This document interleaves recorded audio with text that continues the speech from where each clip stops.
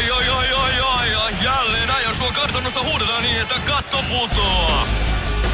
Ketut ovat tänään erityisen viekkaalla päällä. Vastustaja loikkiikin tänään kotiin töpöhältä jalkojen välistä. Ai mikä päivä. Lukko, rauta, lukko, huppa, hei! Lukko,